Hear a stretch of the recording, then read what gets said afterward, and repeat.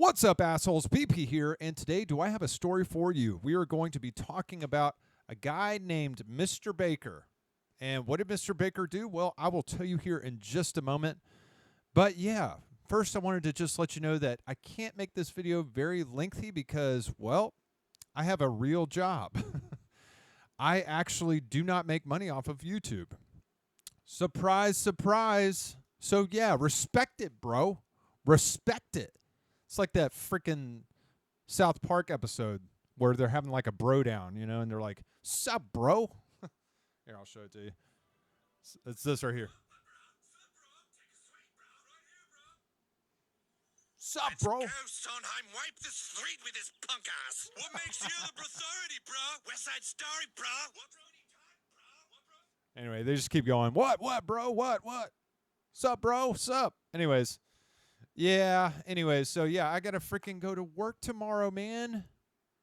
Sucks. Anyways, so yeah, we're gonna talk about Mr. Baker, and yeah, Mr. Baker was this guy right here. Well, guess what? Back in 2008, he beheaded a guy off of the freaking bus. So, yeah, basically what happened was him and this guy were riding the Greyhound, okay? They didn't know each other, all right? So Mr. Baker proceeds to take out a knife or some sort of weapon, starts sawing the guy's head off.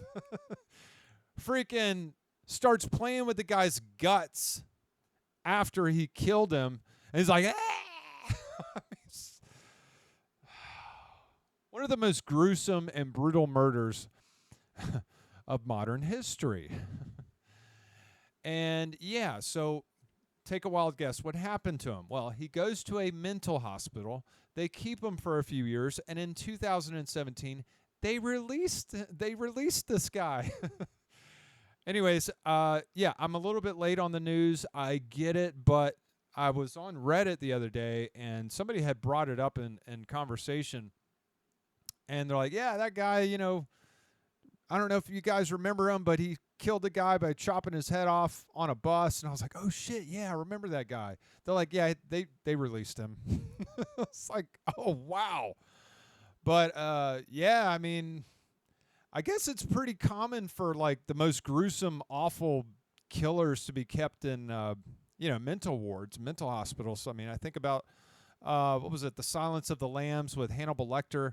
That's not too uncommon, to be quite honest. I've read quite a bit of stories of people going to mental hospitals because they had a psychotic break, or maybe they were detoxing from drugs, and lo and behold, they come face to face with serial killers in the same exact mental hospital as them, on the same floor, same room they're sharing.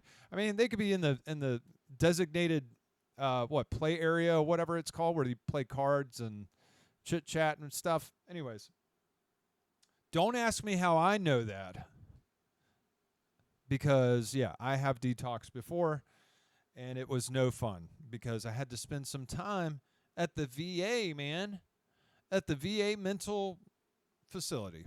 It was a lot of fun for 10 days. But anyways, yeah, I was detoxing from alcohol. Screw that drug, man. Screw alcohol. It's probably one of the only drugs out there that you can actually die from if you don't take it. If you freaking try to withdraw. And get this, okay? There's what's called the kindling effect. A lot of people don't know what it is. But anyways, if you have become kindled with alcohol, or, well, mostly just alcohol. But anyways, if you become kindled, guess what that means? That means every successive time you try to withdraw from the drug or quit, guess what? Those withdrawal symptoms get progressively worse, like 10 times worse. So let's say the first time you try to quit alcohol, it's not that bad. You whatever, have some shakes. Well, guess what? The second time you quit, you're going to have like serious hallucinations and hearing voices and shit. Might go crazy. Okay, that's what we call psychosis. Alcohol-induced psychosis is real. Thankfully, most of the time it's temporary for people. But yeah, very dangerous stuff, man. You could die from freaking alcohol withdrawals. Anyways, yeah, that being said, Hopefully, I am done with that forever. Knock on wood. Got a long ways to go. They say if you're an alcoholic, you only live to about 47. I'm 37. I've got a long ways to go. Anyways, so yeah, we're going to be talking about Mr. Baker here. Just wanted to read you a little excerpt from the news article. It says a man with schizophrenia who beheaded a fellow bus passenger in Canada in 2008 has been granted freedom. Will Baker, formerly known as Vince Lee, killed 22-year-old Tim McLean after hearing what he thought was the voice of God. He was deemed not criminally responsible and received mental health treatment. A review board in Manitoba ordered his discharge without monitoring, saying he did not pose a significant threat. Bro, how did you think that this guy does not pose a significant threat? Okay. He freaking chopped the guy's head off and played with the guy's guts. Don't you think that's crazy? Man, I love crazy people, but not violent crazy people. All right. Take, for example, my own darling, my beloved woman. Yes, she has schizophrenia as well. She functions pretty normally for, given her circumstances. But anyways, yeah, you have to be very patient with people with schizophrenia and just kind of detangle their thoughts, because their thoughts get tangled up and, they get confused with delusions and things. So you just have to really sit down with them and be patient with them and explain things and provide proof that what they think is a delusion. So anyways, that being said, me and my honey, we have a very happy relationship despite, the mental problems and stuff. But don't think I don't think about stories like this one, or what's the other one from Unsolved Mysteries, where this guy, he had a girlfriend with schizophrenia. He let her move in. She ends up stabbing him, and he died. So, yeah, she killed him. So don't think I don't sleep with one eye open, because I certainly do. And, darling, if you're watching this, I love you. I love my crazy girlfriend. So, yes, don't think I don't know about these things, people. But what can you do, right? Anyways, so, yeah.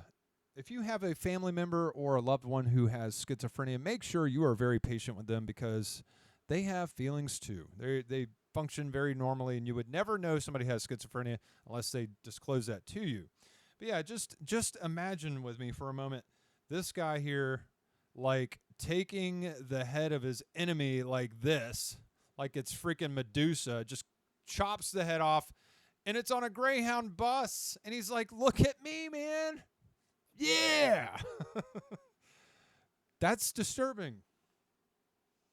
That would suck. That would be a bad hair day. Yeah. So anyways, yeah, so they were like, "No, he's not a threat. Psh, get out of here." Anyways, so apparently they forced him to take his meds. They're monitoring him very closely. He was released in 2017, so this is nothing new. But I thought I came across him 2 years ago at my place of employment. Yes, that's right, a place of employment. Anyways, so we see this Asian guy standing outside, no shirt on, in the rain. It's pouring down. It's freezing cold, and he's standing outside in a military position. Just standing at attention. And it's like, what are you doing, man? For hours. You could not disturb him. You would think he was like the Queen's Guard or something. Guy was crazy, man. Anyways, a lot of people have psychotic breaks from drugs. There's a strong correlation between weed, marijuana, and guess what? Schizophrenia. What people don't realize is that a lot of people with schizophrenia had some sort of mental illness unlocked, usually by a drug. That's right. Weed. What people defend this drug to the bitter end. And it's like, no, man, listen. Weed actually causes people to have their mental disorders unlocked. So that's why you see a lot of people running around hearing voices and stuff. It's because not just weed, but other drugs as well. There's what we call alcohol-induced psychosis, okay? Thankfully, that's usually a temporary thing, but for some people, it can become permanent. So, yeah, a lot of those homeless people, who are kind of out of their minds, make sure you be nice to them. They probably made some bad choices in life. So don't be so quick to judge because guess what? You assholes have all done drugs too. Anyways, that being said, people, I just wanted to bring it to your attention that if you come across somebody on a Greyhound bus and they seem a bit strange, just be nice to them. Offer them a Twinkie. I don't know. Why is my camera not in focus like it should be? Wow. I did not pay $60 for top-of-the-line equipment for nothing. There we go, people. All right, that's it. Thanks for watching. I am BP signing out, man.